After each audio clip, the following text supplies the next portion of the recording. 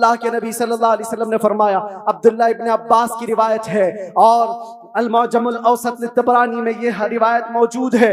अल्लाह के नबी फरमाते हैं, जो जुमा की रात को 2 रकात नमाज अदा किया और 1000 बार दुरूद पढ़ा, अगले जुमा से पहले मैं उसे अपनी जियारत का शरफ अता करूंगा। सुभान अल्लाह, सुभान अल्लाह। ये दुरूदों के जरिए से तुम अपनी जिंदगी को बदल सकते हो। उठो, अपने जुबान पर चर्चे ले आओ, इसलिए कि जो बंदा जिससे मोहब्बत करता है उसका चर्चा ज्यादा करता है। जो चर्चा ज्यादा करेगा, एक बात मैं आपको बताऊं, सुबह उठा, शाम में उठा, जहां बैठा, जहां खड़ा हुआ, दुरूद पाक पढ़ता रहा, अल्लाहुम्मा सल्ली अला सय्यिदिना मुहम्मद व अला आलिहि व अस्हाबिहि व बारिक वसल्लिम। ये बार बार पढ़ता रहा, कोई भी दुरूद जो उसे याद रहा। फरमाया गया है, इंसान को जागते हुए जो बात बार बार कहने की आदत है, नींद में भी वही बात करता है, या नींद से उसे झिझोड़ कर उठा दिया जाए वही बात करता है। अगर तुम्हारी जुबानों पर दुरूद पाक के नगमे चल पड़े, आदत हो गई, एक दिन तुम्हारा भी डोला उठाया जाएगा, लाशा उठाकर कब्र में दफन करके आ जाएंगे। और ये गहरी नींद ऐसी है, इसको उठाने के लिए तो मुनकर नकीर ही आते हैं। जब वो झिझोड़ कर उठाएंगे, जिंदगी में जो कसरत से बोलते थे, मौत के उठने के बाद भी वही बोलते हुए उठोगे। अगर तुम्हारे जुबानों पर दुरूदों का नगमा होगा, मुनकर नकीर तो वो ये कहेंगे, जिसको हम पूछने आए थे वो दुरूद के जरिए सब कुछ बता चुका है, सुभान अल्लाह, सब कुछ बता चुका है। अगर नबी का नाम पहले ले लिया है तो सारे मसले हल है। क्यों? पता है कब्र में 3 सवालात होने, कब्र में 3 सवालात होने वाले हैं। मन रब्बुका मा दीनुका, ये 2 सवाल पहले, तेरा रब कौन है, तेरा दीन क्या है। इसमें बहुत सारे पास हो जाएंगे, बोल लेंगे मेरा रब अल्लाह है, मेरा दीन इस्लाम। सबसे अहम सवाल तो यही है जिस पे आके बहुत अटकेंगे, मा कुंत तक़ूलु फी हक़्क़ि हाज़ा रजुल। हुजूर को दिखाकर पूछेंगे इनके बारे में क्या कहता था। फर्क देखो, तवज्जो, आखिरी बात करने आ रहा हूं, तवज्जो। 2 सवालों में फरिश्तों ने कहा, तेरा दीन, तेरा रब कौन, क्या था पूछा फरिश्ते, तेरा रब कौन था नहीं, तेरा रब कौन है, वहां कौन है वही बता। और फिर तेरा दीन क्या था नहीं पूछ रहे फरिश्ते, तेरा दीन क्या है। 2 सवालों में तो फरिश्तों ने पूछा तेरा रब कौन है, तेरा दीन क्या है, लेकिन हुजूर की बात जब आई तो पूछते इनके बारे में क्या कहता था। ये मत बोल अब क्या कहता है, अब तो हर कोई कहेगा। देख लिया जो जलाले मोहम्मदी को, जमाले मोहम्मदी को तो हर कोई पुकारे। फरिश्ते कहते ये नहीं, मा कुंत तक़ूल, पहले क्या कहता था वो बता। अपोजिशन वाले सब हा हा लादरी कहेंगे, नहीं नहीं मालूम नहीं, आज क्या कहता वो तो बोल सकता हूँ, ये मोहम्मद है, अल्लाह के रसूल है। नहीं, फरिश्ते कहेंगे दुनिया में क्या कहता था वो बोल। आदम अलैहिस्सलाम को अल्लाह ने रूहे जमीन पर भेजा। आदम अलैहिस्सलाम की पेशानी में मेरे मुस्तफा का नूर रखा। आदम अलैहिस्सलाम की पेशानी से नूरे मुस्तफा मुंतकिल होकर उनके बेटे हजरत शीस अलैहिस्सलाम के पास आया। हजरत शीस अलैहिस्सलाम के बेटे थे यानिश, उनके पास आया। यानिश से कैनन में आया, कैनन से महलाइल में आया, महलाइल से यरद में आया, यरद से इदरीस अलैहिस्सलाम की पेशानी में मेरे मुस्तफा का नूर आया। इदरीस अलैहिस्सलाम से लामिक में आया, लामिक से हजरत नूह सलाम की पेशानी में आया। हजरत नूह अलैहिस्सलाम से उनके बेटे थे साम, उनके पास ये नूरे मुस्तफा आया। साम से अरफक्षद में आया, अरफक्षद से शालिख में आया, शालिख से ऐबर में आया, ऐबर से फालिख में आया, फालिख से राऊ में आया, राऊ से सारूह, सारूह में आया, सारूह से राहू में, राहू से नाहूर में, नाहूर से तारुह में, और तारुह से सैयदना इब्राहीम अलैहिस्सलाम में मेरे नबी का नूर आया है। ये मेरे आका का सफर बता रहा हूँ, नसब बता रहा हूँ। इब्राहीम अलैहिस्सलाम की पेशानी मुबारका से ये नूर मुंतकिल होते हुए सैयदना इस्माइल अलैहिस्सलाम के पास आया। उनके बेटे थे नाबत, नाबत से यशजब में आया, यशजब से यारब में, यारब से तैरह में, तैरह से मुक़व्विम में, मुक़व्विम से उदद में, उदद से अदनान में, अदनान से माद में, माद से नज़ार में, नज़ार से मुदर में, मुदर से इलियास इलियास में, इलियास से मुद्रिका में, मुद्रिका से खुजैमा में, खुजैमा से किनाना में, किनाना से नदर में, नदर से मालिक में, मालिक से फहर में, फहर से गालिब में, गालिब से लुई में, लुई से काब में, काब से मुर्रा में, मुर्रा से किलाब में, किलाब से कुसै में आया, कुसै से अब्दे मुनाफ में आया, अब्दे मुनाफ से सैयदना हाशिम में आया, सैयदना हाशिम से सैयदना अब्दुल मुत्तलिब में आया, सैयदना अब्दुल मुत्तलिब से सैयदना अब्दुल्लाह में आया, सैयदना अब्दुल्लाह से बीबी आमिना के पेट में आया, और 12 रबीउल अव्वल 20 अप्रैल को इस दुनिया में वजूद पजीर हुआ। नारे तकबीर, नारे रिसालत, आमदे मुस्तफा, आमदे मुस्तफा, आलमी यौमे दरूद। अल्लाह मुफ्ती साहब किबला, जिसके दादा का नाम पता ना हो वो इतने लंबे शजरे पर सवाल उठाए, जिसका हर बाब महफूज। कुरान कहता है वह तकल्लुबुका फी साजिदीन।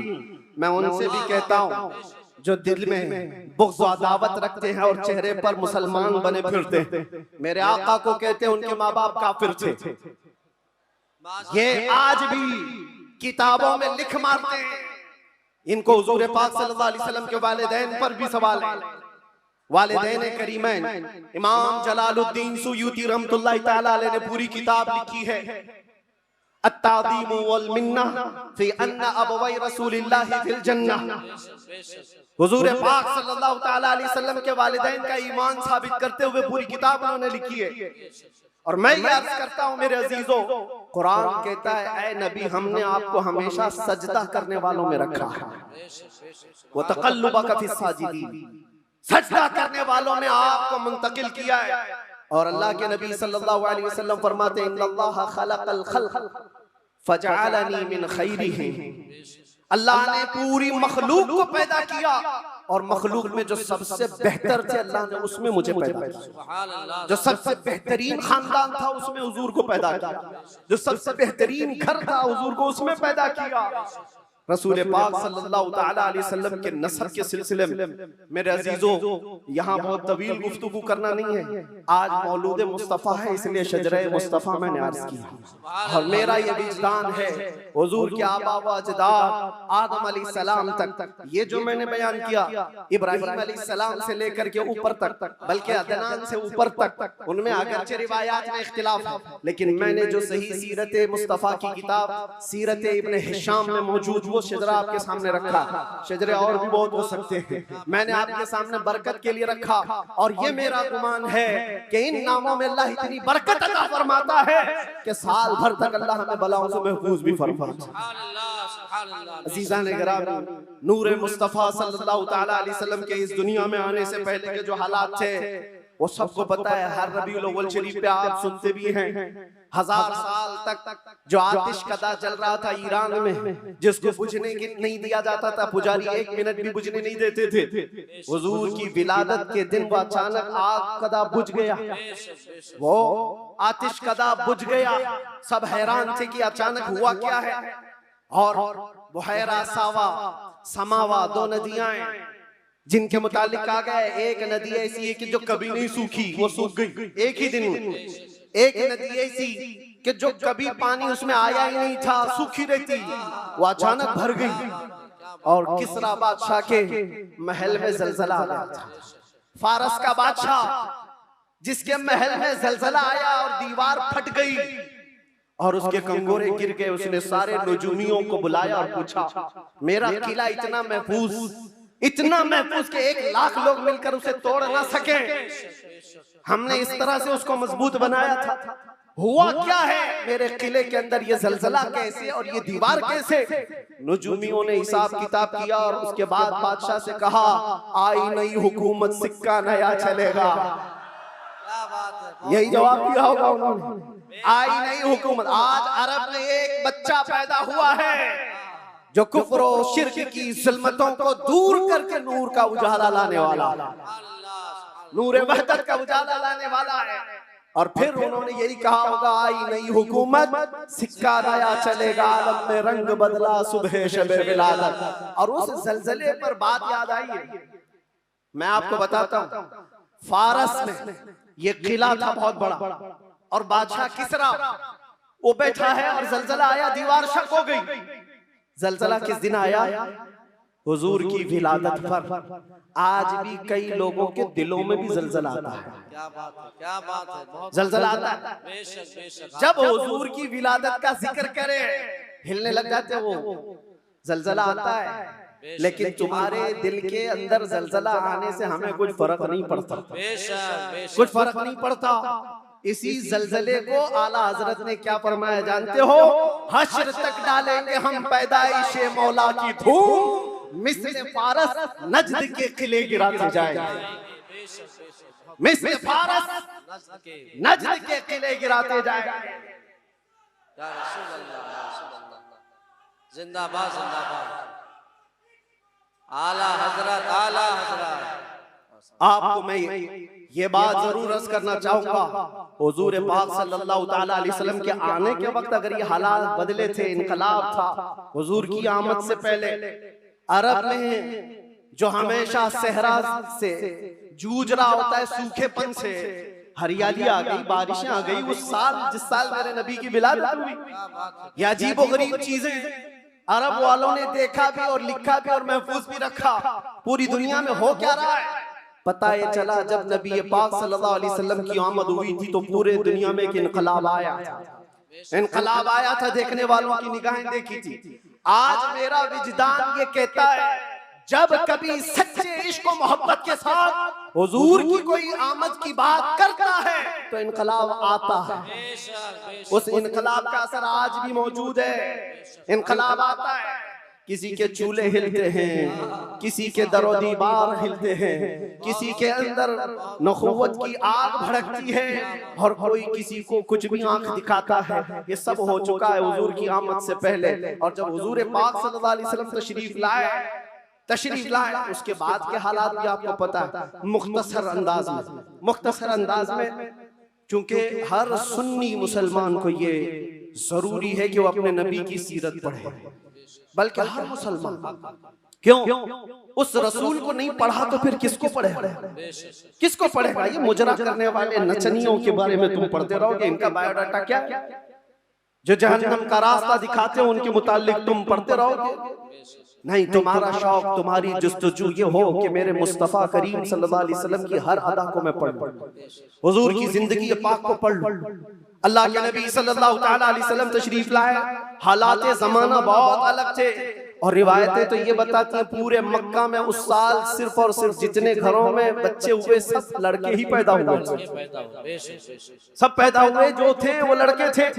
नबी पाक सल्लल्लाहु अलैहि वसल्लम की विलादत होती है, और आपके वालिद गिरामी हज़रत अब्दुल्ला आपकी विलादत से 6 महीने पहले इंतकाल कर चुके हैं, और बीबी आमिना की गोद में मेरे मुस्तफा सल्लल्लाहु अलैहि वसल्लम तशरीफ लाए।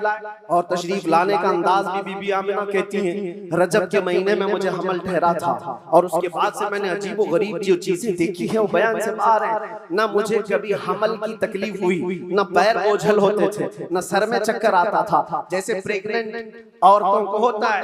जो हामिला औरतें होती हैं उनको तकलीफें होती हैं, बोझ उठाना होता है बच्चे का, और उनके पांव बोझल होते हैं। कभी उनको खाने में मजा खत्म हो जाता है, कभी सर चकराने लगता है। अलग अलग चीजें हामिला औरतों के साथ होती हैं, मतली आती है, उल्टी आती है। बीबी आमिना कहती है, जब से मेरे पेट में मोहम्मद सल्लल्लाहु अलैहि वसल्लम तशरीफ लाए मुझे कोई तकलीफ नहीं थी, न कभी मछली आई, न कभी चक्कर आया, न कभी पैर बोझल हुए, न तबीयत में गिरानी आई।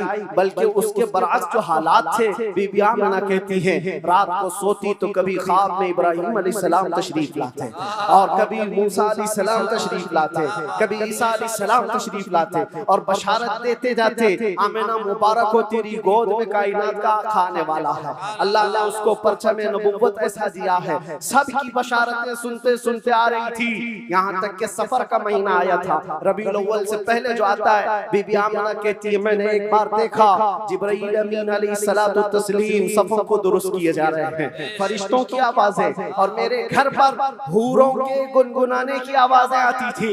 पहली रबीउल अव्वल, दूसरी हुई, तीसरी हुई, चौथी हुई, ये सारे निशानियां बीबी आमिना देखती रही। कहती हैं 12 रबीउल अव्वल का वक्त था, ये 20 अप्रैल रही होगी। मेरे अजीजों, बीबी आमिना कहती है अचानक मेरी पेशानी से एक नूर चमका। मैं मक्का में बैठ करके मुल्क शाम के महल्लात को भी देख रही थी, इराक में मौजूद बसरा के महल्लात देख रही थी।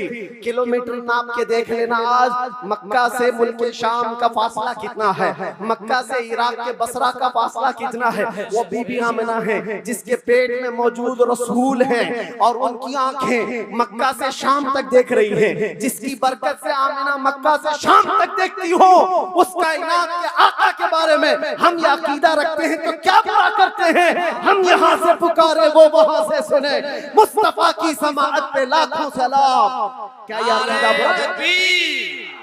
नारे रिसालत, आमदे मुस्तफा, आलमी यौम दुरूद शरीफ, मुफ्ती सलमान अज़हरी साहब किबला, हुजूर मोइनुल मशाइख, हुजूर असीर मुफ्ती आज़म हिंद।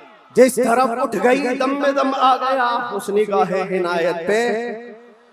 हाँ, उस रसूल पाक सल्लल्लाहु अलैहि वसल्लम की जलवागरी से पहले बीबी आमिना ये बता रही हैं, रात का वक्त था और मेरे घर पर ऐसा लगता था कि नूर की जमातें उतरती जा रही हैं। कभी मुझे गुनगुनाने की आवाजें आती थी, और हूरों की आवाजें हों, फरिश्तों की आवाजें हों। सुबह सादिक का करीब वक्त आया था, अचानक मेरे घर में 3 औरतें दाखिल हुई। मैंने पूछा ये कौन है, कहाँ से आई हैं? कहा वो दाया थी, जो बच्चा पैदा होने के वक्त औरतें हेल्प के लिए, मदद के लिए आती हैं, उनको दाया कहते हैं। ये 3 औरतें आई थी। बीबी आमिना कहती हैं मैंने पूछा कौन हो तुम, कहां से आई हो? उसमें से एक औरत ने कहा मेरा नाम बीबी आसिया है, दूसरी ने कहा मेरा नाम बीबी मरियम है, तीसरी ने कहा मेरा नाम बीबी हवा। ये वो मुकद्दस खवातीन जो दुनिया की सबसे अफजल खवातीन हैं, वो हुजूर पाक की दाया बनकर के आई है। हजरत बीबी आमिना कहती है विलादत का वक्त करीब आया, अचानक मेरी आंखें बंद हुई। थोड़ी देर के बाद पलक क्या झपकी, फिर मैंने आंखें खोली तो हुजूर पाक को सजदे के आलम में मैं बाहर न देखा।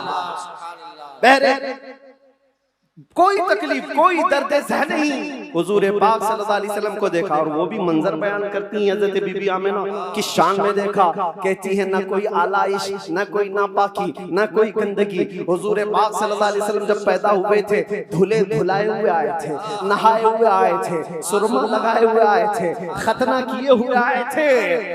और हज़रत बीबी आमिना कहती है सजदे के आलम में इस तरह से थे क्यों हुजूर पाक सल्लल्लाहु अलैहि वसल्लम के जिस्म का सामने वाला हिस्सा नजर ना आए। वो कायनात का आका मौला दुनिया में आ रहा है तो सजदे के आलम में आ रहा है। और जब तशरीफ लाए बीबी आमिना खुश थी कि गुलाब जैसी रंगत जिसको देखे तो आंखें झपकाना भूल जाए। वो हुस्न जमाल का बादशाह दुनिया में आया है। तो बीबी आमिना कहती है अचानक 3 फरिश्ते आए, 3 लोग आए। एक के हाथ में तश्त था, एक के हाथ में कुछ रुमाल थे, एक के हाथ में पानी था। और उन्होंने उठाया मेरे बच्चे को, तश्त पर रखा, पानी डाला और रेशम के लिबास में मलबूस किया और गायब हो गए, चले गए। हज़रत बीबी आमिना कहती है मैं परेशान हो गई, अजनबी लोग आए और लेकर चले गए। कहाँ चले गए, कौन थे ये, मेरे बच्चे को गायब कैसे कर दिया गया? थोड़ी देर गुजरी थी कि हुजूर दोबारा तशरीफ लाए। हज़रत बीबी आमिना कहती है हमने पूछा ये कहाँ चले गए थे, कैसे? वो फरिश्तों ने कहा अल्लाह का हुक्म था माए कौसर और सलसबील से मुस्तफ़ा करीम को गुस्ल दिया जाए और जन्नती लिबास में मलबूस करके इनको ले जाया जाए। ले जाया जाए कहाँ पर? ये आने वाले फरिश्तों ने उठाया और जितनी कायनात रब ताला की बनी हुई है सारी कायनात की सैर कराई।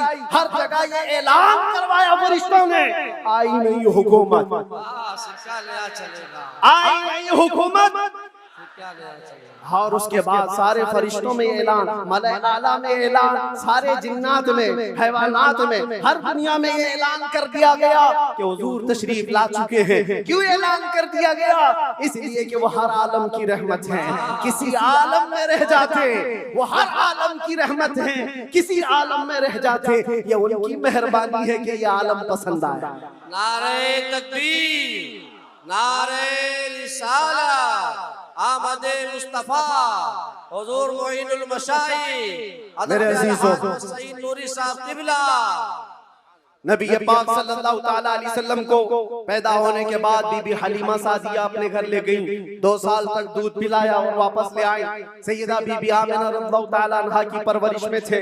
बीबी आमिना रज़ियल्लाहु ताला अन्हा के साथ 6 साल तक रहे और अपनी ननिहाल एक बार सफर पर तशरीफ ले गई। बीबी आमिना वापस आ रही थी अपने ननिहाल से, जो मदीना है आज, वो उस वक्त यसरफ था। वापस तशरीफ ला रही थी। मकाम अबवा में बीबी आमिना का इंतकाल हुआ। 6 साल के नन्हे हाथों से मेरे आका सल्लल्लाहु अलैहि वसल्लम ने हजरत बीबी आमिना की तदफीन फरमाई और उसके बाद वापस आए तो दादा अब्दुल मुत्तलिब की कफालत में थे। 8 साल की उम्र तक हुजूर सल्लल्लाहु अलैहि वसल्लम अपने दादा की कफालत में रहे। जद्दे अमजद हजरत अब्दुल मुत्तलिब 8 साल की उम्र में इंतकाल कर गए तो फिर चचा अबू तालिब ने हुजूर की कफालत को ले लिया और उसके बाद अबू तालिब की कफालत में रसूल पाक सल्लल्लाहु अलैहि वसल्लम परवान चढ़ते रहे। 11 साल की उम्र हुई तो पहला तिजारती काफिला जो मुल्क शाम जा रहा था, अबू तालिब के साथ सफर किया। सफर के दौरान एक राहिब था, ईसाई था, बड़ा आलिम था। उसने देख करके पहचान लिया और कहा, अनकरीब एक आखिरी रसूल आने वाला है जिसका नूर पूरे कायनात में फैलेगा और जिसकी रोशनी से हर कोई हर जगह की जुल्मत छट जाएगी। और मुझे ऐसा लगता है वो नूर वाला रसूल अबू तालिब तुम्हारा भतीजा है। बशारत दे दी और कहा, इनके दुश्मन यहूदियों के कत्ल कर देंगे, इनको वापस ले जाओ। वापस ले आए। मुल्क शाम में यहूदियों के करीब न जाने दिया। हुजूर पाक सल्लल्लाहु ताला अलैहि वसल्लम परवान चढ़ते रहे। जब आपकी उम्र 18 साल की हुई तो ये जंगों में शिरकत भी आपने फरमाई, जो उस वक्त की जंगें थी, जो हल्फुल फिजार भी कहा जाता है। और उन जंगों में शिरकत के बाद नबी पाक सल्लल्लाहु अलैहि वसल्लम ने 25 साल की उम्र में फिर तिजारत का सफर फरमाया। 25 साल की उम्र में आपकी जहानत, आपकी दानाई, आपकी सदाकत, आपकी अमानत सारे मक्का में मुसल्लम थी। हर कोई अज़मत और एहतराम से देखता था। फिर जब तिजारत करके काफी माल नफा का लेकर वापस तशरीफ लाए, मक्का की सबसे ताहिरा, पाकीज़ा, अफीफा खातून खदीजतुल कुबरा जो बेवा थी, 2 शोहर से उनके इंतकाल हो चुके थे। 2 शोहर पहले उन्होंने हज़रत रसूल पाक सल्लल्लाहु अलैहि वसल्लम की अमानतदारी देखी तो निकाह का पैगाम दिया। अल्लाह के नबी सल्लल्लाहु अलैहि वसल्लम ने कबूल फरमाया। 25 साल की उम्र में आपकी पहली शादी मुबारक। फिर हज़रत खदीजा के साथ आपने निकाह करके अज़दवाजी जिंदगी शुरू फरमाई। आपकी औलाद हुई, हज़रत ज़ैनब हुई, हज़रत रुक़ैया हुई, हज़रत उम्मे कुलसूम हुई, हज़रत बीबी फातिमा ज़हरा हुई, हज़रत अब्दुल्ला हुए, हज़रत कासिम हुए। 6 बेटे हज़रत खदीजा के पेट से पैदा हुए। और जब ये हालात जिंदगी आगे बढ़ती गई, मक्का वालों में आपका अज़्म, आपका मकाम और मर्तबा ऐसा था कि आपसी झगड़े फसादात हो। हुजूर पाक सल्लल्लाहु ताला अलैहि वसल्लम के एक इशारे से कई कबीलों के वो मसले जो कई सालों से अनहल थे, लायनहल थे, वो हल कर लिए जाते थे। फिर जब 40 साल की उम्र पाक हुई, रसूल करीम सल्लल्लाहु ताला अलैहि वसल्लम की आप गारे हिरा तशरीफ ले जाते थे, खलवत में इबादत करते थे। फिर वो फरिश्ता आया जिब्राइल अमीन कुरान की आयतें लेकर के और हुजूर से कहा, इक़रा, कहा पढ़ो। हुजूर ने कहा, मा अना बिक़ारी, 3 बार कहा। उसके बाद कहा, इक़रा बिस्मि रब्बिकल्लज़ी खलक़, पढ़ो अपने उस रब के नाम से जिसने तुम्हें पैदा किया है। अल्लाह के नबी ने पढ़ना शुरू फरमाया। 5 आयतें उतरी, उतर कर गारे हिरा से वो सूए कौम आया, जहां को अंधेरों से निकालने वाला वो रसूल तशरीफ लाया गारे हिरा से। और जब तशरीफ लाए फिर अल्लाह के नबी सल्लल्लाहु अलैहि वसल्लम ने ऐलान नबुव्वत फरमाया, मक्का वालों को जमा किया, अपने नबी आखिर ज़मा होने का, अल्लाह के एक होने का ऐलान किया। मानने वालों ने माना, चिढ़ने वालों ने चिढ़ना शुरू किया। दुश्मनियां यहाँ से शुरू हुई और झगड़े फसादा शुरू हुए।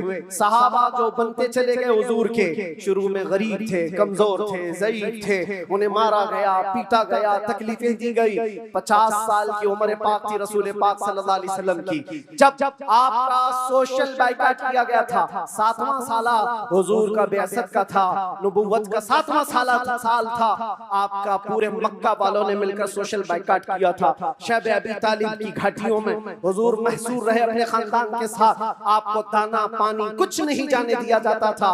पत्ते खाए हुजूर ने और चमड़े उबाल करके खाए। 2 2 साल का ये अरसा गुजरा था, तो फिर ये हलफ, ये अहद तोड़ दिया गया। और फिर 50 साल की उम्र पाक थी हुजूर की, जब बीबी खदीजा का भी इंतकाल हो गया। 4 महीने के बाद अबू तालिब का भी इंतकाल हो गया। वो आमुल हुज़्न था, गमों का साल था।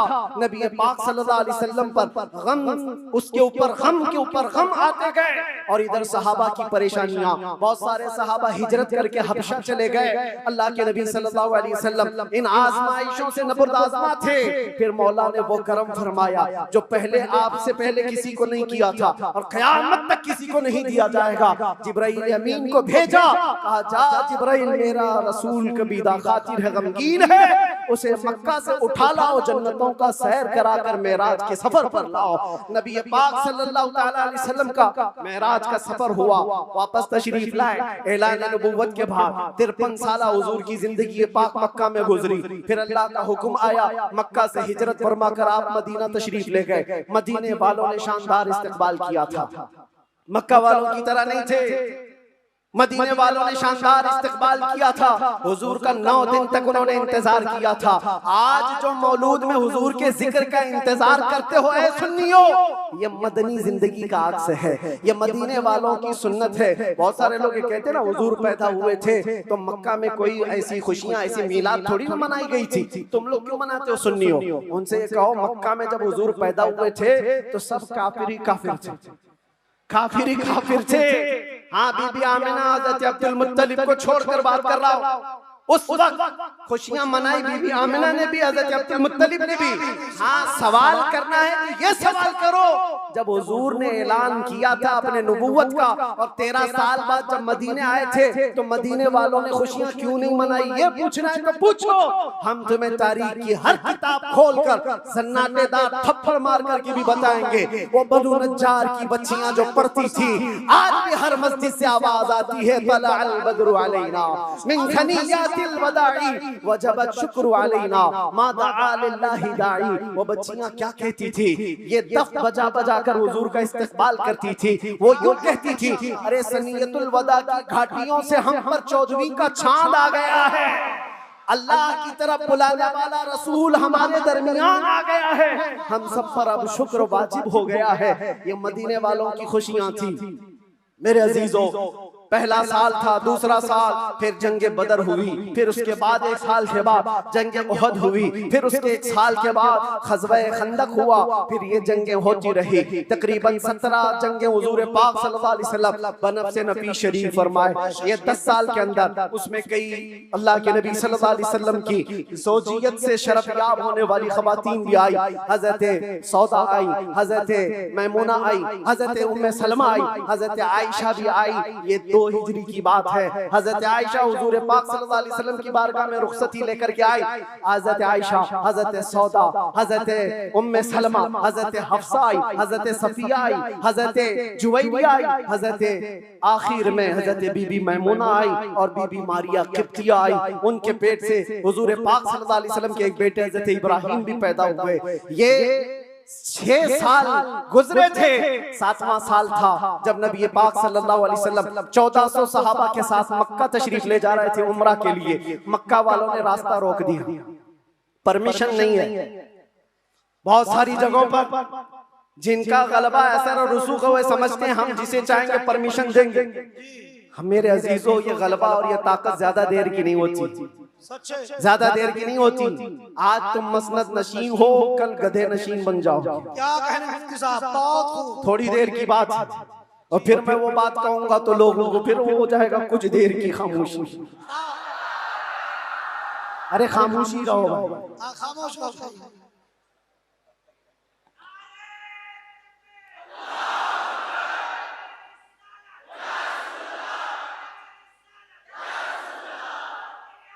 मैं सीरत अर्ज कर रहा हूँ हुजूर पाक की, और साथ ही मुअज़्ज़ज़ व मुअक्कर व मोहतरम हज़रतुल अल्लामा सैयद मोइन मियां साहब क़िबला भी यहाँ हैं। जिम्मेदार लोग हैं, इनके बहुत सारे मामलात भी हैं, लेकिन मैं आप सबको एतमाद में रखते हुए, इत्मीनान दिलाते हुए ये अर्ज करता हूँ कि इंशाअल्लाह अल अज़ीज़ ऐसा कोई जुमला नहीं होगा जो आप पर आफत बनेगी, कोई बला।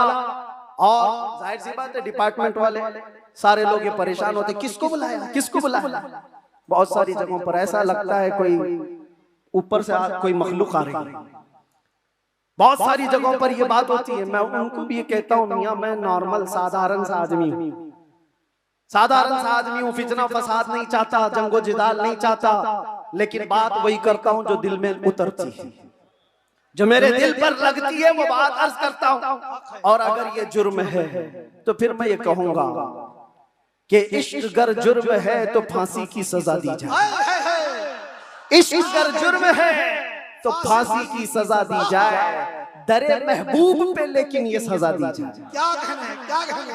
हम ये कहें नारे तकबीर, नारे रिसालत, आलमी यौम दुरूद, रज़ा अकेडमी, नबी आखिरुज़ ज़मान सल्लल्लाहु तआला अलैहि वसल्लम 6 हिजरी को मदीने तैयबा से 1400 सहाबा को लेकर मक्का जा रहे थे। रास्ता रोक दिया, कहा उम्रा करने नहीं देंगे, जंग करने पर आ गए थे, लेकिन मेरे आका ने सुलह फरमाई। सहाबा कहते रहे कि हम सुलह नहीं करेंगे, इनसे जंग करेंगे, लेकिन अल्लाह के नबी फरमाते हैं मेरी निगाहें जो देख रही वो तुम्हारी निगाहें नहीं देख रही।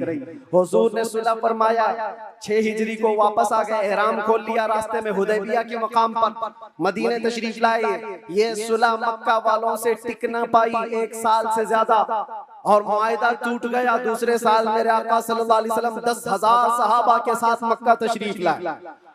अब कोई जंगो जिदाल नहीं, कत्लो किताल नहीं, लड़ने वालों में ताकत भी नहीं, कोई जमा होने को तैयार भी नहीं, सब बिखर चुके थे। और 10,000 सहाबा इस शान के साथ आए थे कि आवाजें गूंज रही थी, और फिर वो पहली अजान मस्जिद हरम में गूंजने लगी बिलाल हबशी की आवाज से। मक्का पाक किया गया, ताहिर किया गया, साफ किया गया। और फिर हुजूर पाक सल्लल्लाहु तआला अलैहि वसल्लम ने, बताता हूँ एक बात, ये मुझे बात बहुत अच्छी लगती है इसलिए अर्ज करता हूँ। मैं जो कहता हूँ ना कुछ देर की खामोशी, वो इसीलिए कहता हूँ। हुजूर पाक सल्लल्लाहु अलैहि वसल्लम हिजरत करने से पहले एक बार खाने काबा के पास आए थे, और हुजूर को खाने काबा के अंदर जाना था, और दरवाजे की चाबी उस्मान बिन शैबा के पास। उस्मान गनी नहीं, ये उस्मान बिन शैबा दूसरे, उनके पास चाबी रहती थी, वो ईमान लाए हुए नहीं थे। हुजूर ने कहा चाबी तो मुझे अंदर जाना है।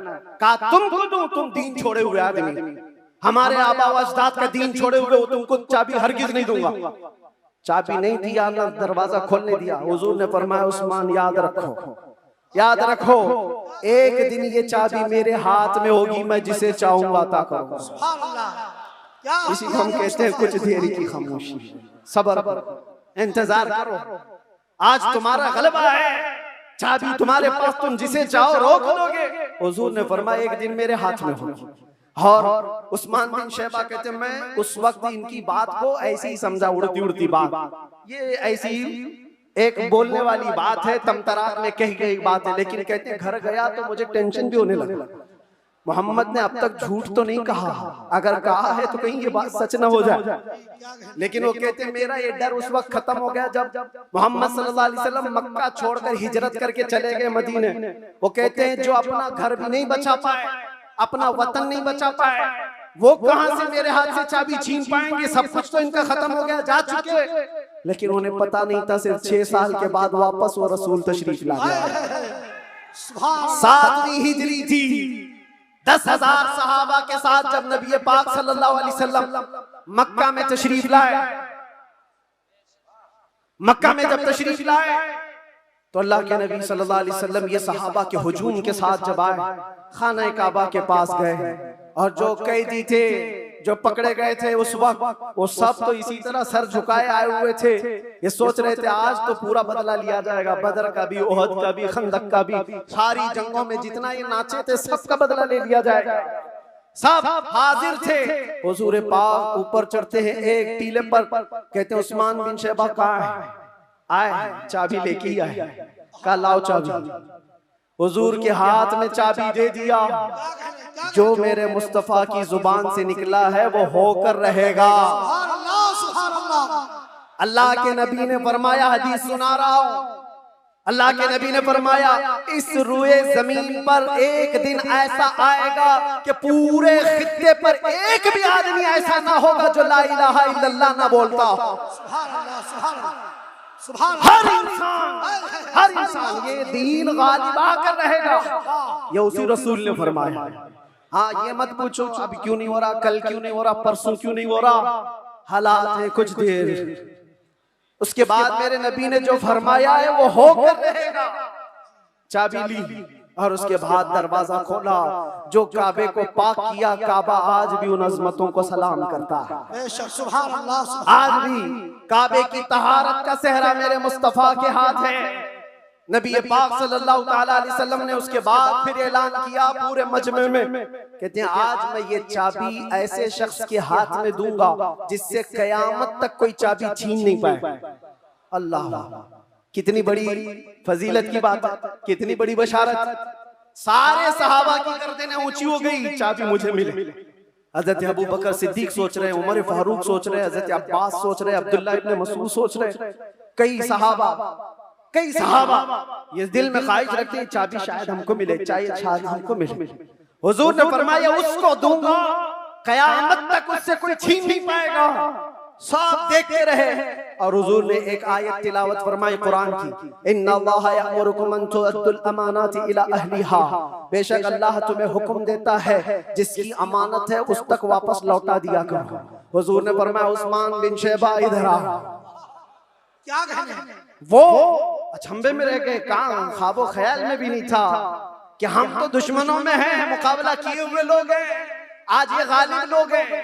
लेकिन हुजूर रहमतुल लिल आलमीन बुलाया, कहा उस्मान बिन शैबा, कहा ये चाबी लो और इस चाबी को कयामत तक अब तुमसे कोई छीन नहीं पाएगा। जाकर आज भी हरम काबा के पास तारीख पूछ लेना, सदियां बीत गई, कई यजीद आए, कई दज्जाल आए, कई बादशाह आए, लेकिन आज भी खाने काबा की चाबी उस्मान बिन शैबा की औलाद में ही होती है। और मेरे आका ने फरमाया है तो कयामत तक उनकी नस्ल में ही रहेगी। चाबी तो ले लिया उस्मान बिन शैबा ने, कहा ये चाबी बाद में पकड़ता हूँ, पहले ये कहता हूँ अशहदु अल्ला इलाहा इल्लल्लाह व अशहदु अन्ना मुहम्मदन रसूलुल्लाह। ये है उस मुहसिन इंसानियत ने क्या कुछ न दिया इंसानों को, दस्तूर दिया, मंशूर दिया, कई राहें दी, कई मोड़ दिया, लाखों सलाम उस आका पर, बुत लाखों जितने तोड़ दिया, दुनिया को पैगाम सुकून दिया और तूफानों के रुख को मोड़ दिया।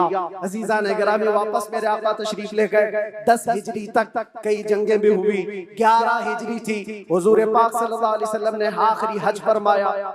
हज के बाद जब नबी करीम सल्लल्लाहु अलैहि वसल्लम तशरीफ ले आए, अलालत हुई, सफर का महीना था और सहाबा कराम के दरमियान हुजूर ने खुतबा दिया। इरशाद फरमाया अल्लाह ने अपने एक बंदे को इख्तियार दिया है, वो चाहे तो दुनिया की चीजें रख ले या अल्लाह के पास जो है वो ले ले, और उस बंदे ने अल्लाह के पास जो है उसको इख्तियार कर लिया। ये हदीस सुनकर के हजरत अबू बकर रोने लगे। सहाबा ने पूछा क्यों रो रहे हो? कहा हुजूर ने ये अपने बारे में फरमाया है, अल्लाह ने उनको इख्तियार दिया है, चाहे तो दुनिया की सब चीजें रख लो या अल्लाह के पास आने को मंजूर कर लो। हुजूर ने अल्लाह के पास जाने को मंजूर किया। फिर वो आखिरी आयत नासिल हो गई, अल यौम अकमलतु लकुम दीनकुम व अतममतु अलैकुम निअमती व रदीतु लकुमुल इस्लाम दीना। आज के दिन मैंने तुम्हारा दीन मुकम्मल कर दिया और सारी नेमतें तमाम कर दी। अल्लाह फरमाता मैं तुम्हें इस्लाम देकर राजी हो गया। ये कुरान की आखिरी आयत आई। तब फिर सहाबा में हजरत अबू बकर सिद्दीक गमगीन हुए, कहा अब अल्लाह के नबी सल्लल्लाहु अलैहि वसल्लम हमारे दरमियान नहीं रहेंगे। फिर रबीउल अव्वल का ही वो महीना आया, अल्लाह के नबी सल्लल्लाहु अलैहि वसल्लम बिस्तर अलालत पर थे। फिर 13 रबीउल अव्वल की वो रात आई जब हुजूर को शिद्दत का बुखार, हुजूर मिसवाक को पानी में डालते थे और बार बार अपने मुंह की तरफ इशारा फरमाते थे और फिर ये फरमाते नज़ा की हालत सख्त होती है, सकरात का वक्त बहुत सख्त होता है, लेकिन ऐ उम्मत मुस्तफा एक बात मैं आपको बताता हूँ, वो हालत नज़ा में मेरे मुस्तफा थे। हजरत आयशा फरमाती है मेरे जानों पर सर रख करके हुजूर आराम कर रहे थे और फरमाया था किसी को आने मत देना, मुलाकात का वक्त बंद हो चुका है। अचानक दरवाजे पर दस्तक हुई, हुजूर ने फरमाया आ जाओ और फरमाया आयशा ये मौत का फरिश्ता है, मलकुल मौत है, मुझसे पहले कभी इसने किसी की रूह कब्ज करने के लिए इजाजत इजाजत नहीं मांगी और इसके बाद भी कभी नहीं मांगेगा, मैं उसको इजाजत दे रहा हूँ। लेकिन अल्लाह के नबी सल्लल्लाहु अलैहि वसल्लम के मुतालिक ये बात भी बताई जाती है, हुजूर ने मलकुल मौत से पूछा। अल्लाह अल्लाह, यहाँ पर आकर के मेरे जज्बात टूट जाते हैं, मेरे जज्बात हाथ दे जाते हैं। अल्लाह के नबी सल्लल्लाहु अलैहि वसल्लम सकरात के आलम में, नज़ा के आलम में, तुम्हें पता है सकरात और नज़ा किसको कहते हैं? आदमी अपनी माँ बाप को भूल जाता है, अपने बच्चों को भूल जाता है, अपना नाम भूल जाता है मौत से पहले। खाना पीना तो दूर की बात, उसके जिस्म पर मक्खी बैठे तो पहाड़ की तरह लगती है सकरात के आलम में। उसकी तकलीफ उसको पता है, वो किसी की नहीं सोचता, उसको हाय हाय लगी होती है। लेकिन मेरे मुस्तफा सल्लल्लाहु अलैहि वसल्लम आलम नज़ा में मलकुल मौत से ये पूछते हैं, ऐ इज़राइल बता, ये जो नज़ा का दर्द है क्या मेरी उम्मत को भी दिया जाएगा? क्या मेरी उम्मत भी इस दर्द से गुजरेगी? जो न भूला हम गरीबों को रज़ा, याद उसकी अपनी आदत कीजिए। है गुलामों, तुम समझते हो हमारी बीमारियों और हमारे दर्दों का कोई और मावा मिल जाए जिसके दरवाजे पर हम जाकर हाथ फैलाते हैं इधर उधर दुनियादारों, जिनकी जूतियां सीधी करते करते लोगों के बाल पक गए और मुश्किलात हल ना हो पाई? तुम्हें पता है हकीकत में हमारे दर्दों का अगर कोई एहसास कर सकता है तो सिर्फ आमिना का लाल। सुभान अल्लाह, सुभान अल्लाह। जो न भूला हम गरीबों को रज़ा, वो अपनी मौत से पहले अपनी उम्मत को याद कर रहे हैं और ये फरमा रहे हैं मेरी उम्मत को ये दर्द तो नहीं दिया जाएगा, ये तकलीफ से तो नहीं गुजरेगी। उम्मत के तलवों में कांटा भी चुभे तो हुजूर फरमाते उसका दर्द मुझे भी होता है। नौजवान, आज जिस तरह की जिंदगी तुमने गुजारनी शुरू की, यहाँ पर आकर मैं अपनी गुफ्तगू समेट रहा हूँ। मैंने मुख्तसरन पूरे हुजूर की सीरत बयान की। विलादत से लेकर ये वफात का दिन है, हजरत बीबी फातिमा आई, हुजूर उनके कान में कुछ कहे, वो रोने लग गई। फिर एक कान में कहा, वो मुस्कुराने लगी। बाद में उन्होंने बताया हजरत आयशा से कि बाबा ने मुझे ये कहा था कान में, फातिमा मैं अब जा रहा हूँ दुनिया से। मैं रो पड़ी। उसके बाद मेरे दूसरे कान में कहा, फातिमा मेरे खानदान में सबसे पहले तुम आकर के मिलोगी, मेरे बाद तुम्हारी मौत होगी। वो मौत का खौफ हर एक पर होता है, लेकिन बीबी फातिमा कहती है सुनकर मैं हंस पड़ी कि है शबे गोर भी उसी गुल से मुलाकात की रात। हुजूर पाक सल्लल्लाहु अलैहि वसल्लम हजरत आयशा सिद्दीका के जानों पर सर रखकर आराम कर रहे थे। बात करते करते अचानक जुबान बंद हो गई। हजरत आयशा कहती है मेरा सीना भारी भारी सा लगा, मुझे अंदाजा नहीं था किसी की मौत इस तरह होती है। मैंने रूह निकलते किसी को देखा नहीं था। अल्लाह के नबी सल्लल्लाहु अलैहि वसल्लम इस दारे फानी से रहलत फरमा चुके थे। अचानक दरवाजे पर दस्तक हुई। अबू बकर सिद्दीक सबसे पहले दाखिल आए। हुजरे में पूछा आयशा क्या है? कहा हुजूर पाक सल्लल्लाहु अलैहि वसल्लम पर बुखार शिद्दत का। हजरत अबू बकर आए, हाथ पकड़ा और बेइख्तियार उनकी हिचकियां निकल गई। पेशानी पर बोसा दिया और कहा, ऐ अल्लाह के नबी, इसके बाद अब दूसरी मौत नहीं आने वाली है और आप अपने रफीक आला के पास जा चुके थे। अल्लाह ताला ने जो आपके हिस्से में पैगाम देना रखा था वो आपने पूरा हक अदा फरमाया। अद्दैतल अमानत व नसहतल उम्मत व बल्लगतर रिसालत या रसूल अल्लाह। हजरत अबू बकर सिद्दीक की आवाज सुनकर हजरत आयशा रोने लगी। उसके बाद उन्हें एहसास हुआ कि अल्लाह के नबी अब इस दुनिया में नहीं रहे।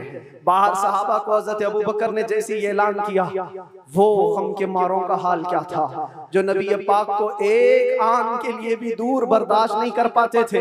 वो मौत की खबर कहाँ सुनते। हजरत उस्मान पत्थर की तरह बने हुए थे, उनको कोई काटता भी था एहसास नहीं होता।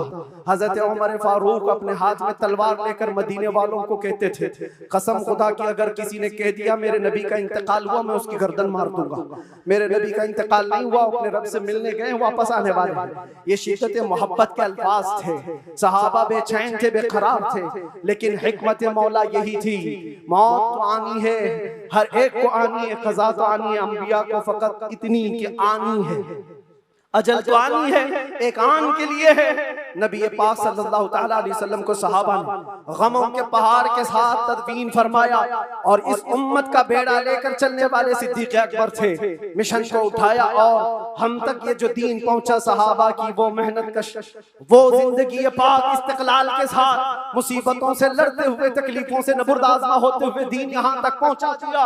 अब मैं तुमसे सवाल करता हूँ, आज मुस्तफ़ा की सीरत सुनने आए हो, आज हुजूर की मौलूद में आए हो, जो रसूल तुमसे इतना प्यार करे कि बिस्तर को छोड़कर खड़े हो जाए। आयशा फरमाती है बिजली कड़कती थी तो हुजूर बाहर निकल जाते, अबर छाता तो हुजूर घर से बाहर चले जाते और ये कहते मुझे अंदेशा होता है कहीं ये बिजली मेरी उम्मत पर अजाब ना आ जाए, ये अबर कहीं मेरी उम्मत पर अजाब बनकर तारी ना हो जाए। हुजूर इस्तिग़फ़ार करते करते सुबह कर जाते थे, नमाजों के लिए खड़े होते। आयशा कहती आप मासूम हैं, सैयदुल मासूमीन हैं, आप क्यों इतनी इबादत करते हैं?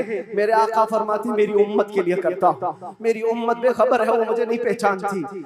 अल्लाह के नबी सल्लल्लाहु अलैहि वसल्लम को कब्र अनवर में रखा गया। सहाबी रसूल फरमाते हजरत अली भी उतारने वालों में से थे। लब हुजूर के कब्र में भी हिल रहे थे, कान लगा करके सुना तो ये वास्ते रब्बिग़फ़िर ली उम्मती फ़इन्नहुम ला यअलमून, ऐ मेरे रब मेरी उम्मत की बख्शिश फरमा, इसलिए कि वो नहीं जानती। जो न भूला हम गरीबों को रजा, याद उसकी अपनी आदत कीजिए। नौजवानों, आज फिर मैं तुम्हारे अखलाक को किरदार से सवाल करता हूँ। उस रसूल के मानने वाले हो जिस रसूल ने तुम्हें किसी जगह फरामोश नहीं किया। दुआओं में, मेराज के सफर में, कब्र में, अपने बिस्तर में, अपनी जलवतगाह में, अपनी खलवतगाह में, हर जगह जंगों में तुम्हारे लिए, जो पेट पर पत्थर बांधे तुम्हारे लिए, तलवारें उठाई तुम्हारे लिए, दंदान मुबारक शहीद करवाए तुम्हारे लिए, अमीर हमजा का चबाया हुआ कलेजा देखा तुम्हारे लिए, हसनैन करीमैन के जो खानदान के टुकड़े टुकड़े हुए रसूलुल्लाह के घराने के, किसके लिए? इस उम्मत के लिए पैगाम इस्लाम पहुंच जाए, पैगाम दीन पूरी कायनात में पहुंच जाए। मगर अफसोस इस बात का होता है इस नौजवान को देखकर, जब शराब की बोतल उठाता है, ताश के पत्तों के अड्डों पर बैठता है, नशा अपने मुंह में लगाता है, फिर सोच सोच करके दिल मरने लगता है। क्या ये उस रसूल की उम्मत है जिसके तलवों में कांटा चुभना भी हुजूर को बर्दाश्त नहीं है? हुजूर इससे इतनी प्यार, इतना प्यार करते हैं, इतनी मोहब्बत करते हैं, और ये रात भर अय्याशियों में गुजार रहा है, ये ताश के पत्तों में और शराब की बोतलों पर अपनी रातें गुजारता है। ऐ नौजवानों, कब तुम वापस आओगे उस रसूल पाक की बारगाह में? आज भी उस गुंबदे खजरा की छांव में कोई ये नहीं कह सकता कि जगह कम हो गई, करोड़ों उस दामन मुस्तफा में सब बस जाएंगे। आने की देर है, आने की देर है। हमने देखा है जब जब मेरे मुस्तफा से करीब कोई हुआ है, मैंने अपनी जिंदगी पाक को देखा। जब मुसीबतें ज्यादा होती थी, जब मुश्किलें हल ना होने के काबिल लगती थी, जेल के सलाखों के पीछे भी मेरे गम की दवा अगर कोई चीज थी तो वो मुस्तफा को याद करना था। रात भर सलाखों को पकड़ करके याद करता। कोई एक रात ऐसी नहीं आई जिसमें मेरे मुस्तफा ने नवाजा ना हो। आता है फकीरों पे उन्हें प्यार कुछ ऐसा, खुद भीग दे और खुद कहे मंगते का भला हो। हम तो माइल बकरम है, कोई साइल ही नहीं। यहाँ हालात ये हैं, उन बच्चियों को देखो जिनके दुपट्टे हट गए, जिनके चेहरे बेनकाब हैं। आज बाजारों की जीनत वो बने हुए हैं, अय्याशियों की जीनत तुम्हें बनाया गया है। तुम्हारे मोहल्लों में नशा बिकता, तुम नशा करते हो, तुम नशा के डीलर हो। क्यों दुनिया में ये नाम अपना बनाया? कुरान में तो तुमको अल्लाह ने खैर उम्मत कहा, मेरे नबी की उम्मत है, मेरे नबी की उम्मत है। बख्शिश का सहरा तुम्हारे सर पर है, तुम्हें उम्मत वसत कहा गया है। नौजवानों उठो, वगरना हश्र न होगा फिर। एक वाक़े के साथ मैं अपनी गुफ्तगू को आपके अंदर डालने की कोशिश करता हूँ। हुजूर पाक सल्लल्लाहु ताला अलैहि वसल्लम के दीन की हलावत और चाशनी किसको मिलेगी पता है? 3 चीजें। जो ईमान की लज्जत जिसको मिलती है वो फिर दूसरी जगह नहीं मुंह मारता, इधर उधर नहीं देखता कि कहां कामयाबी है, कहां सक्सेसफुल है, बल्कि जिसको ईमान की लज्जत मिली है वो ये सोचता है कामयाबी मेरे नबी के कदमों में है, मुझे जो मिलना है वो यहीं से मिलना है। बरेली के इमाम कहते थे, या रसूल अल्लाह, खल्क के हाकिम हो तुम, रिस्क के कासिम हो तुम, जो मिला तुमसे मिला, तुम पे करोड़ों दुरूद। और तुम हो हफीजो मुगीस, या रसूल अल्लाह तुम हो हफीजो मुगीस। क्या है वो दुश्मन खबीस? तुम हो तो फिर खौफ क्या, तुम पे करोड़ों दुरूद। ये ईमान की लज्जत जिसे मिल जाती है वो कामयाबी हुजूर के कदमों में ही देखता है, फिर उसे इधर उधर की चीजें नहीं परेशान करती। यमन का एक कबीला था, बनु कल्ब। इस कबीले के एक शख्स थे हारिसा नाम, इनकी बीवी सादा। एक छोटा सा वाकया बता रहा हूं। हारिसा और सादा छोटा सा खानदान था, 3 बच्चे थे। हारिसा के बेटों में एक बेटे का नाम है जैद। नाम याद रखें, बहुत इंपॉर्टेंट नाम मैं जिक्र कर रहा हूं। एक ही नाम ऐसा है जो कुरान में आया हुआ है, वो जैद। ये हारिसा के बेटे जैद है, बीवी सादा है। ये हारिसा और सादा 3 बच्चों के माँ बाप थे, हंसी खुशी जिंदगी गुजार रहे थे। सादा एक दिन अपने बच्चों को लेकर अपने मायके जा रही थी। रास्ते में डाकुओं का हमला हो गया, माल सब छीन लिया काफिले का। और इत्तेफाक ऐसा कि ये 8 साल के जो जैद थे, इनको भी डाकुओं ने छीन लिया। एक मां से उसका 8 साला बड़ा बेटा छीन लिया जाए तो मां की कैफियत क्या होती। इस कदर दर्द में थी मां। जान तो बच गई, 2 बच्चे भी बच गए, लेकिन बड़ा बेटा मेरे हाथ से चला गया। मारे मारे सहराओं में घूमती थी, पुकारती थी मेरा जैद, मेरा जैद, मेरा जैद, मेरा जैद। डाकुओं ने जैद को क्या किया, उकास का एक मेला लगता था उस वक्त, ये गुलामी का दौर था, लोग इंसानों को पकड़ते और बेच देते थे। वहां ला करके उन्होंने जैद को बेच दिया, गुलाम की हैसियत से बेच दिया। आगे मैं बताता हूं। यहां सादा का हाल बेहाल था। वापस घर आई तो बाप अपने शोहर से कहा, और शोहर का हाल तो ऐसा था कि वो जैद को अपने आंखों का नूर, अपने आंखों का सुरूर समझता। और इस कदर प्यार और मोहब्बत वाला बाप मारे मारे घूमता रहा गलियों में। और उनका लिखा हुआ एक अशार का मंजूम तराना है जो अपने बेटे की जुदाई में लिखा। अपने तो अपने दुश्मन भी वो तराना सुनते तो रो पड़ते थे। एक बाप का दर्द अपने बेटे की जुदाई में, बहुत रोते थे, बहुत। मां भी दिन रात रोती, बाप भी पहाड़ों पर चढ़ जाते और वहां से सदा लगाते, ऐ आसमान अगर तूने जैद को देखा है तो मेरे हवाले कर दे। जमीन के चप्पे कहीं अगर जैद मेरा जिंदा है तो मुझे वहां तक ले चल। ये अशार में गुनगुनाते थे, रोते थे। और जैद का क्या हुआ, उकास के मेले में बेच दिया गया। खरीदा कौन, हकीम बिन हिजाम, जो हजरत खदीजा रज़ियल्लाहु ताला अन्हु के भाई लगते थे। ये लेकर के आए और हजरत खदीजा रज़ियल्लाहु ताला अन्हा उस वक्त मक्का में और हुजूर पाक सल्लल्लाहु अलैहि वसल्लम के निकाह में।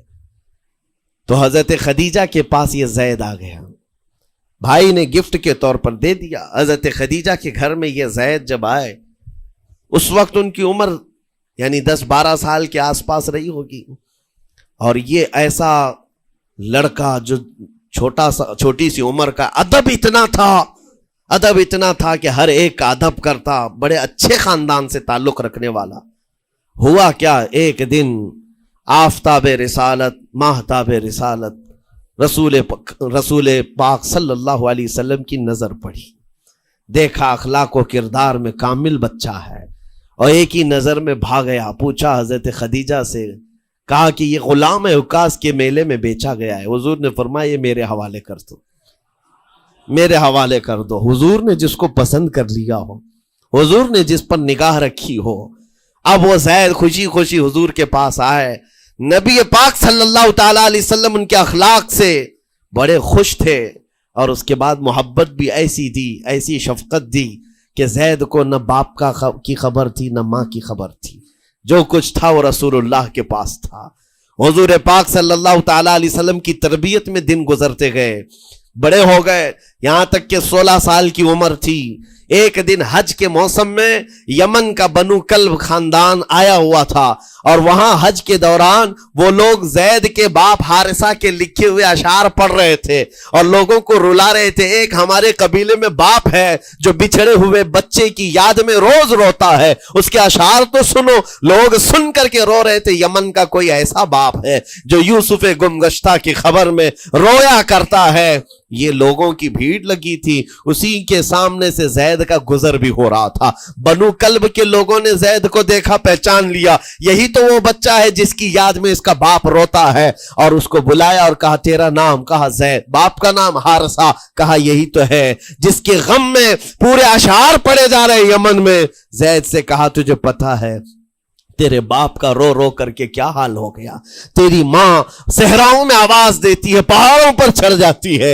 एक बच्चे के लिए उसके मां बाप की जुदाई बता देना कितनी बड़ी बात थी। मेरे अजीजों, सालों की ये गुमगुश्ता खबर फिर से वापस मिल गई है। जैद ने क्या कहा कि अब मेरे माँ बाप से जाकर कह दें कि रोना धोना बंद करें, ऊंटों की तरह इधर उधर भटकना बंद करें, उन्हें मेरा सलाम पहुंचाएं और कहें उन्होंने जहां मुझे देखना था उससे बेहतर जगह में हो, उससे बेहतर जगह में हो।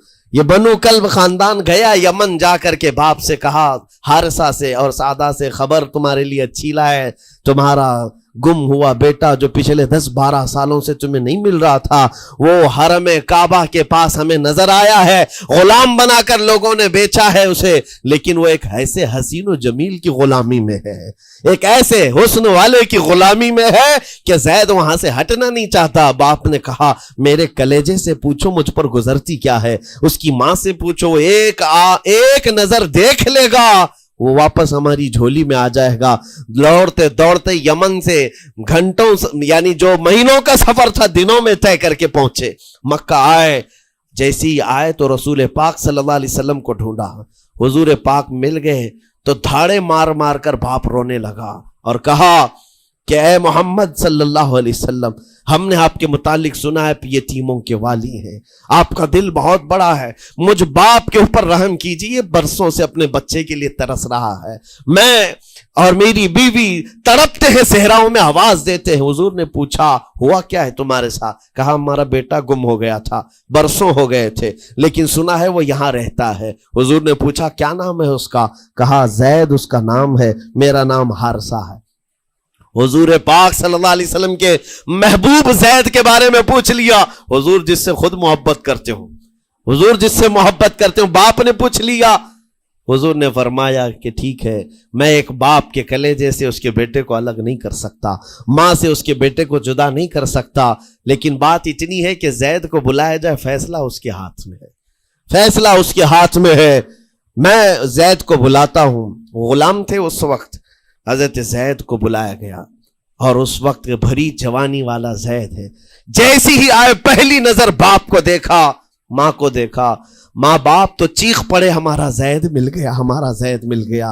लेकिन कमाल की बात मैं देखता हूं, ऐसी दीवानगी पूरी दुनिया में नहीं। जैद ने देखा अपने मां और बाप को, लेकिन उसी वक्त अपनी आंखें झुका ली और हुजूर की तरफ कर लिया। कहा, ना, इधर पहले हुजूर पाक सल्लल्लाहु अलैहि वसल्लम की तरफ। हुजूर ने देखा कि जैद मां बाप की तरफ देख नहीं रहे हो, जो रो रो करके बुरा हाल कर चुके हो। हुजूर ने जैद से कहा, पहचानते हो? कहा, हाँ हुजूर, ये मेरे बाप हैं और ये मेरी मां है, ये मेरे चचा है। हुजूर ने फरमाया, फिर मिलते क्यों नहीं हो? कहा, सरकार अगर इजाजत हो तो मिलूंगा, बरसों का बिछड़ा हुआ जवान है, आप इजाजत दो तो मैं मिलूंगा। नबी पाक सल्लल्लाहु अलैहि वसल्लम ने फरमाया, जाओ तुम्हें इजाजत है। जैसे ही गए, उस मंजर को जो बयान किया गया है मेरे अजीजों, हम पढ़ते हैं तो आंखें भीग जाती हैं। मां लिपट करके अपने बच्चे को हर जगह चूम रही हो, बाप सीने से लगा करके धाड़े मारकर रो रहा हो, पहले तो गश खाकर गिर गया था, फिर इफाका हुआ, ये दर्दनाक मंजर था। उसके बाद जैद बिन हारिसा को क्यों ना तकलीफ हो, गम क्यों ना हो, माँ बाप बिछड़े हुए इतने सालों के बाद देखने को मिले, दिल पर क्या बीत रही होगी। मेरी माँ वही जो मुझे खुशकियों में पाला करती, तरियों में पाला करती, मेरा बाप वही जो खून पसीने की कमाई से मुझे खिलाया था, आज आ गया है।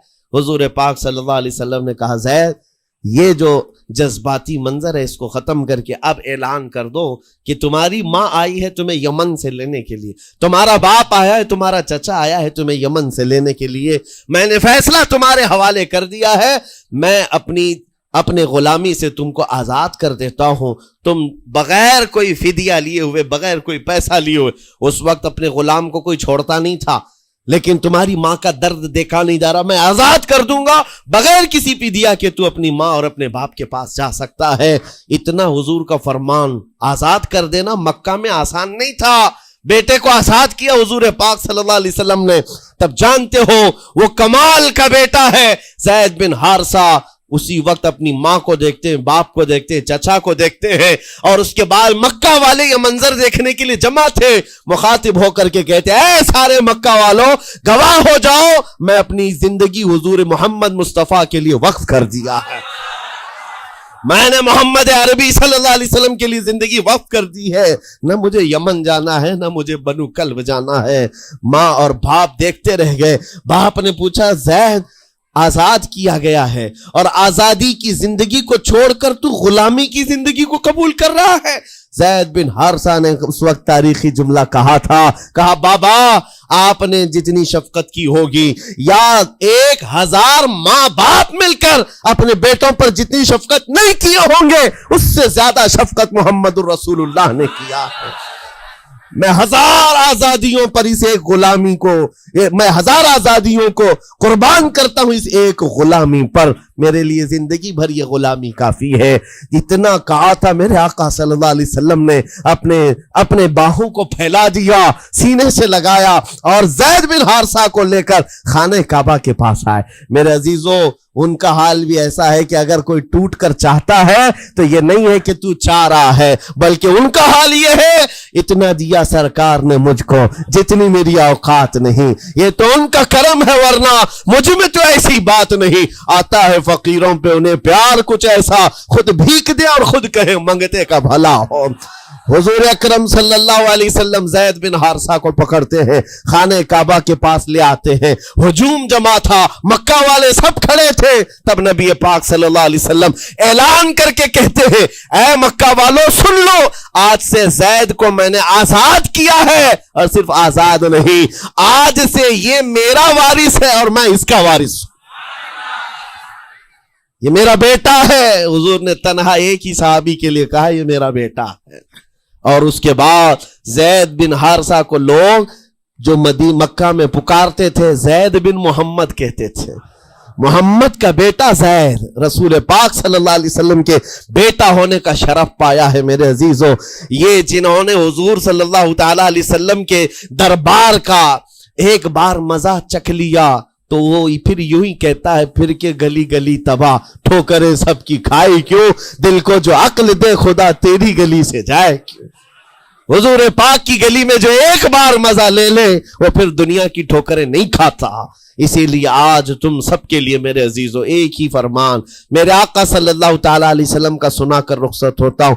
ईमान की हलावत उसको मिलती है जो अपनी जिंदगी में सबसे ज्यादा अल्लाह और उसके रसूल से मोहब्बत करता है, अल्लाह उसके रसूल से मोहब्बत करता है। और दूसरी चीज ये भी है कुफ्र में जाने को ऐसा नापसंद करता हो जैसे आग में हाथ डालने को नापसंद करता है। कुफार और मुशरिकीन के मेले आज लग रहे होंगे लेकिन तुम्हारा इम्तिहान होगा। 31st नाइट आने वाली है, ये आजमाइश की रात है। लोगों को देखा जाएगा कि तुम कौन सी अय्याशियों में जाओगे। तुम उस रात को क्या दुनियादारों को देखकर उनके पीछे भाग जाओगे। एक बात याद रखो, शेरों को जिस काम के लिए पैदा किया गया उसी काम पे रहना चाहिए। और शेर अगर अपना काम भूल जाता है तो कुत्ते उसके ऊपर लग जाते हैं।